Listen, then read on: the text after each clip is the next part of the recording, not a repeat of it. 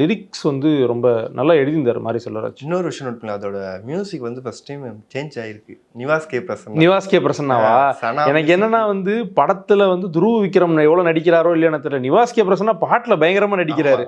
அவர் வந்து ரெக்கார்டிங்ல எவ்வளவு எக்ஸ்பிரஷன் கொடுத்து பாடிட்டு போறான்னு கூட தெரியல.